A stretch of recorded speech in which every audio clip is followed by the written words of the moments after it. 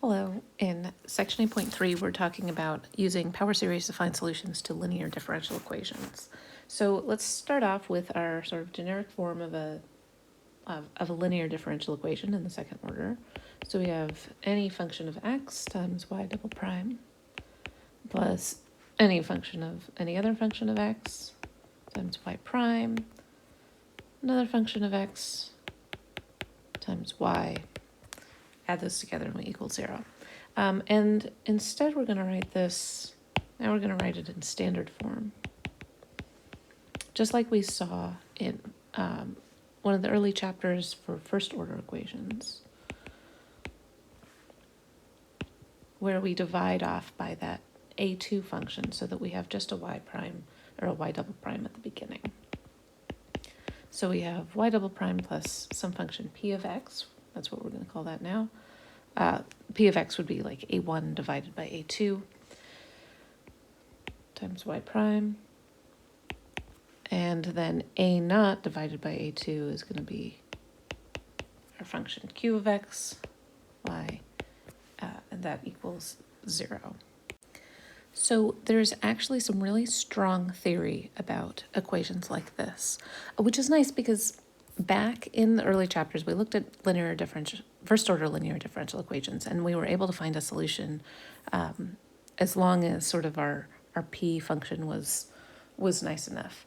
But then we didn't have any really strong theory about when we could find solutions to second order equations. And we've spent the last bunch of chapters coming up with ways to find solutions in special cases, like when we had constant coefficients, or if we had, a really special form like Cauchy-Euler equations, or coming up with, things like the Laplace transform, which are nice, but they only work, again, when your coefficients sort of look in certain ways that you know how to take the Laplace transform and all that. And so it turns out that we actually do have some theory for second order equations. And it's very strong, sort of, where if these functions, if these coefficients are really nice, and in this case it means that they're analytic.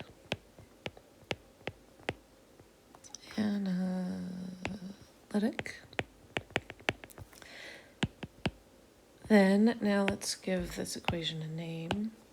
Let's call this I'm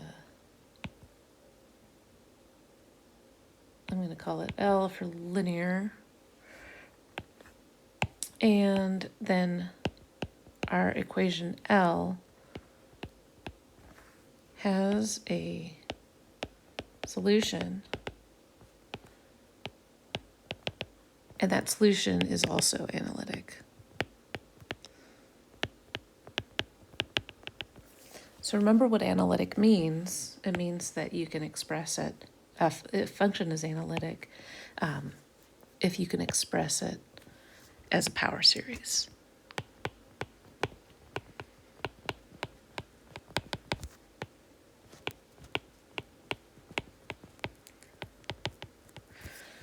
So that sort of gives us a clue about how to find the solution too.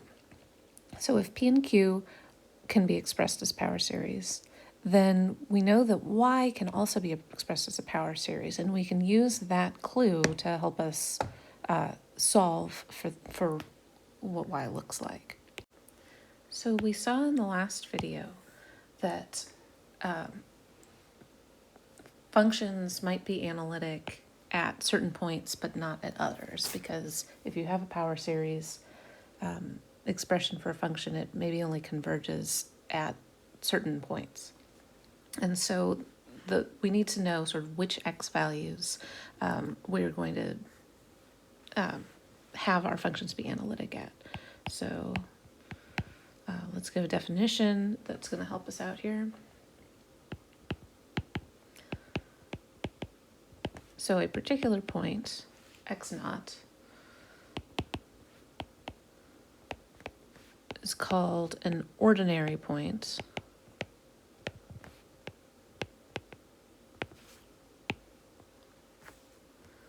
of our linear equation L if both coefficients P of x and Q of x are analytic at that point.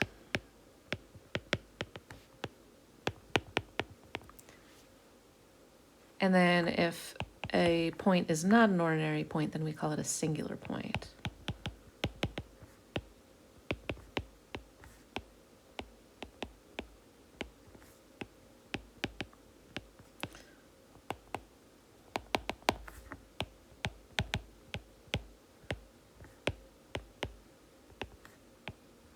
So the singular points are going to be the places where we maybe don't have a nice analytic solution to the equation. So let's give like kind of a quick example of that.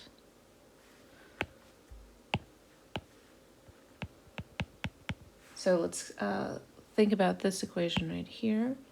We have x times y double prime plus x times 1 minus x inverse. So that's 1 over 1 minus x times y prime plus sine x times y. Okay, so we want to put this in our standard form.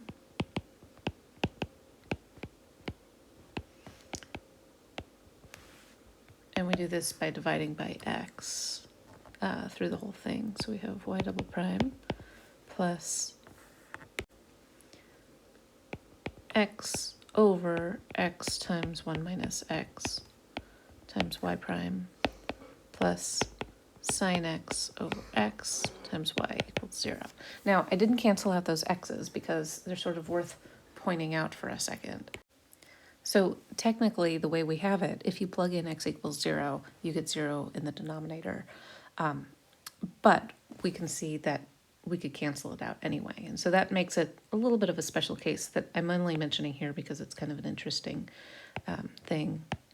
But we will not really be dealing with that a whole lot in this class. So anyway, we have our p of x equals x over x 1 minus x, which we can cancel out to get 1 over 1 minus x. And so this is analytic at all x except x naught equals 1. Because, like we learned in the last video, analytic functions are sort of functions that we can take lots of derivatives of, infinitely many derivatives of, and you can express power series like a Taylor series expansion for, and for rational functions and for sine functions and other trig functions and exponentials and all the sort of normal functions that we deal with, as long as we're not dividing by a 0 or something like that, then we've seen those functions to be analytic. So the only issue we have is that 0 down in the denominator. And similarly, q of x is kind of a funny one. So it looks like we would be fine except at x equals 0, but actually that one can cancel out too. So if we write the power series expansion of this, or the Taylor series, we get, for sine, we get this odd function, x minus x cubed over 3 factorial plus x to the 5th over 5 factorial, etc. And because it's this odd function, we don't have a constant term, so there's an x in every term, and we can actually divide it out.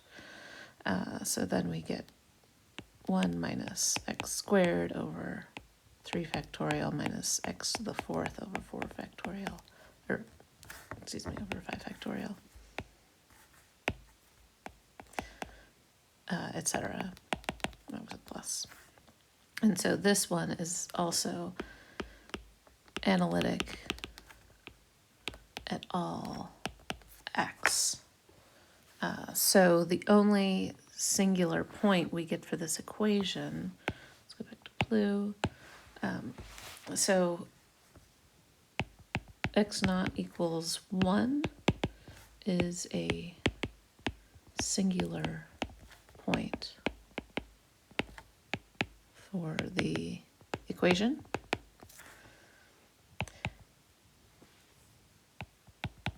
X naught equals 0 is a removable singularity.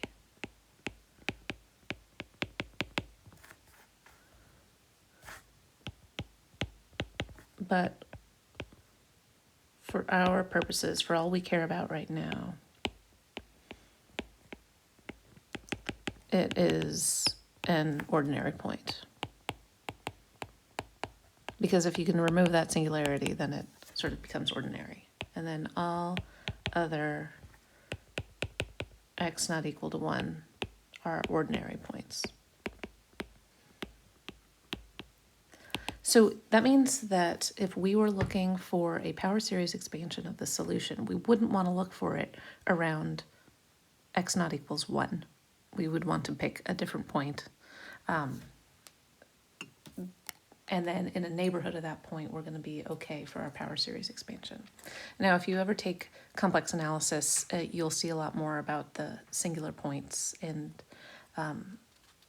all those sorts of things. It's actually really interesting, but we're not going to get into it a ton in this class. Okay, so now we're going to do an example of just a first order equation and show how we can take take sort of the guess that our solution is going to look like a power series, and then figure out what the coefficients of that power series are going to have to be. So let's get a new page here, and we'll do an example. Find a series solution about x equals 0 to this first order equation y prime plus 2xy equals 0. So this is already basically in standard form, right? So this is our p of x, and we don't have a q of x, but the sort of theory that I just talked about is the same thing, where if p of x is analytic, wherever p of x is analytic, then we have an analytic solution to this. And so this is analytic at all x. Okay. So that tells us that our solution, y of x, can be written as power series. Sum from n equals 0 to infinity of some coefficients times x to the n. And so our goal is to, or what we need to find, is what the coefficients are of that. And if we have all of the coefficients, then we have our power series and we have our solution. Find all the a(n). And so this is nice. What we saw in the last video is that we can take derivatives of power series in sort of the usual way. So we can find y prime of x equals n equals 0 to infinity of n a n x to the n minus 1. And then if we think about the other term in our equation, so we've got y prime, which we just wrote, and then we've got 2xy. So let's write that out. 2xy is going to equal our y as a power series. And then we'll just multiply 2x by everything. So we get 2a(n) x to the n plus 1. Now, we need to add these two terms together, the y prime and the 2xy. And so it'll help if we have them both have sort of the same x exponential terms or the power terms. So we will do what we did in the last video and change our indices. So we're just going to do a little shift. So for this one, we're going to let k equal n minus 1. And in that case, we get n equals k plus 1.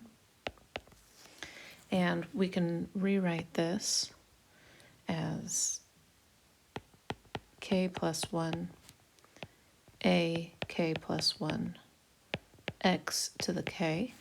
And our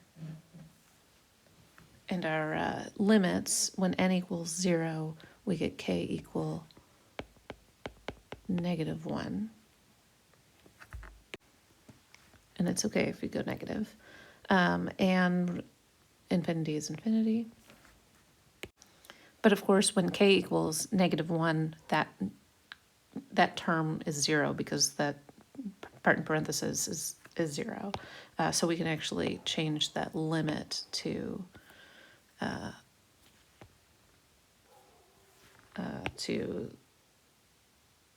0. Let's write it like this, equals 0. There we go. That works. Okay, so now we'll do the same thing to the 2xy. And we'll do this one, have it in yellow. So now we'll let k equal n plus 1, and then n equals k minus 1. So we get our sum from when n equals 0, we get k equals 1, and when n is infinity, k is infinity. So we have it 2a k minus 1 times x to the k. So now we can write out our equation. So let's write this like this, and we've got, let's see, not that. We've got our equation y prime plus 2xy equals 0. And so now we can write our power series. So let's take our y prime is this guy right here. And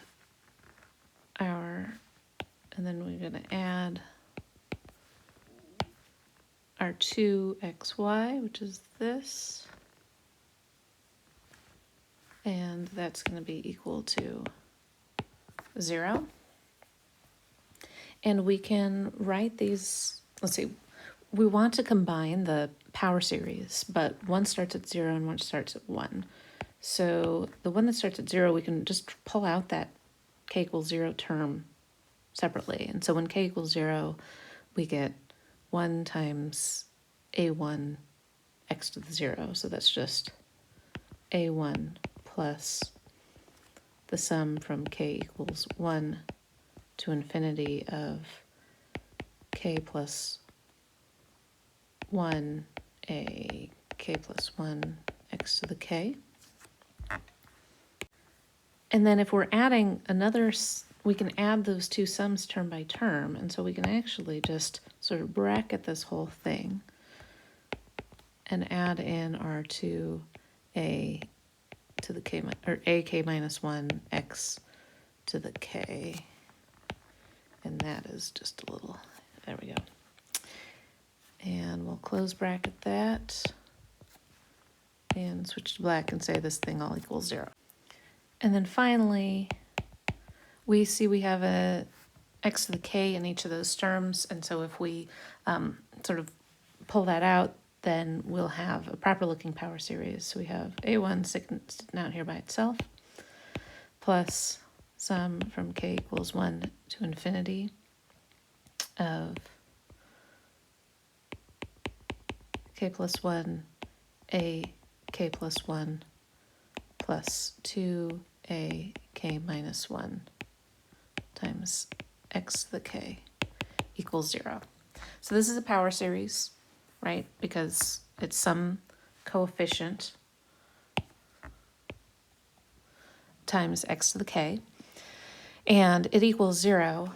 So that means that all the coefficients are going to have to equal 0. So that's going to have to equal 0, and that's going to have to equal 0. So this part here, this blue part, well, this is called a recurrence relation because it gives us the values of coefficients in terms of the earlier coefficients. And so we can use that to sort of figure everything out. So let's think about now what our coefficients are going to have to look like. I guess we'll keep this with blue.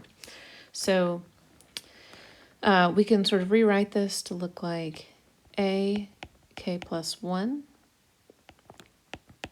If we set this whole thing equal to 0, we end up with negative 2 over k plus 1 times a k minus 1. And since we know what our first a has to look like, then that gives us a place to start with.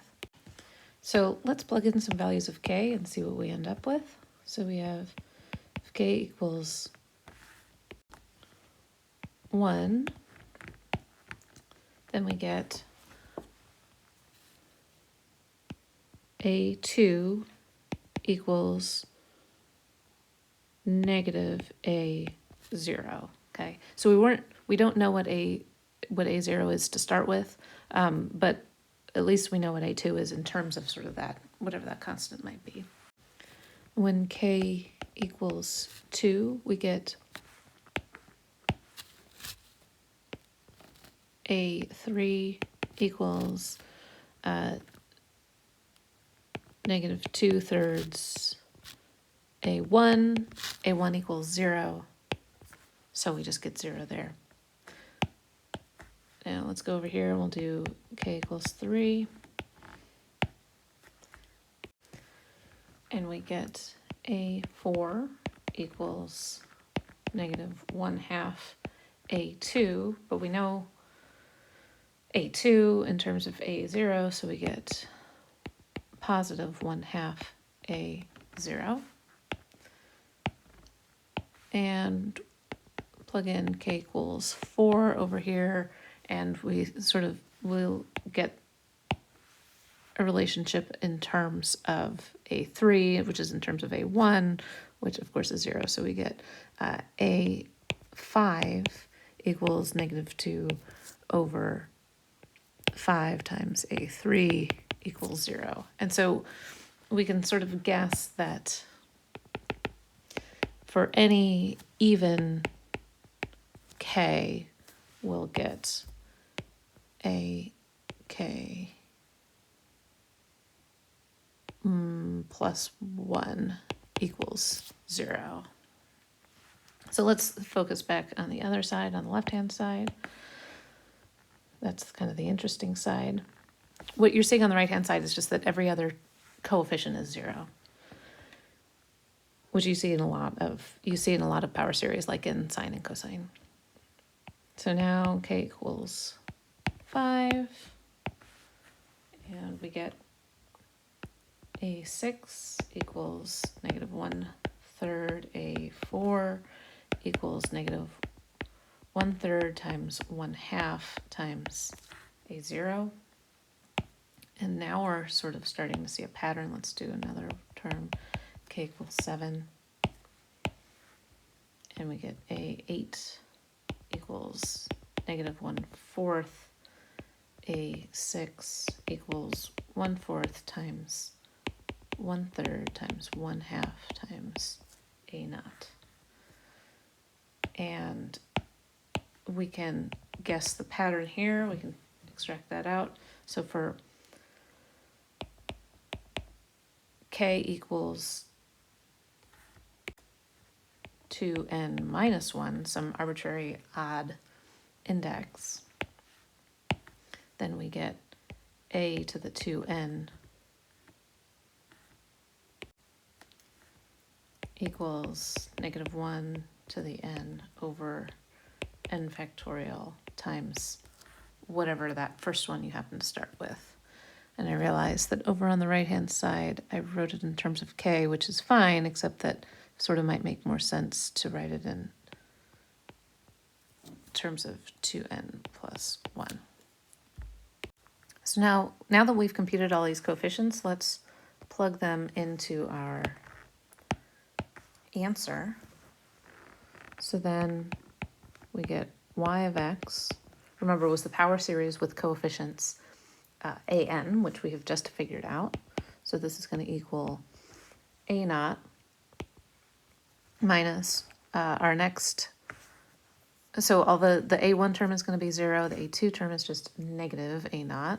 Okay, so that's the pattern. It's minus a naught times x squared, because that's the 2 term, plus 1 over 2 factorial a naught x to the 4th minus 1 over 3 factorial x to the 6th, etc. And we can write this all as a single power series. We can pull out that a naught. That's sort of like just a constant that multiplies everything. And then we have the sum from n equals 0 to infinity, negative 1 to the n over n factorial times x to the 2n. And so if we sort of write our y of x again, this is our answer, is the solution. In terms of one arbitrary constant, just like we would expect to have with a first order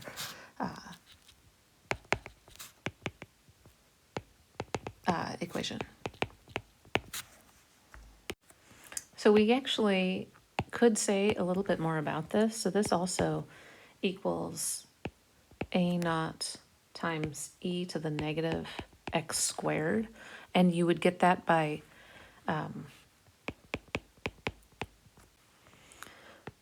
plug in negative x squared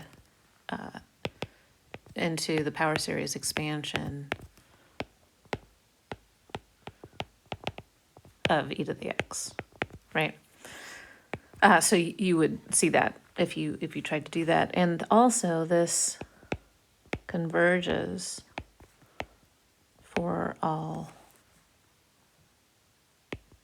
x, i.e. the radius of convergence equals infinity, and you can check with the ratio test. And so what we have done here is used power series as sort of like a handy tool for finding the solution and expressing it as a power series, but then we use the theory that we know about power series in general to actually find us a like sort of a closed form solution like this.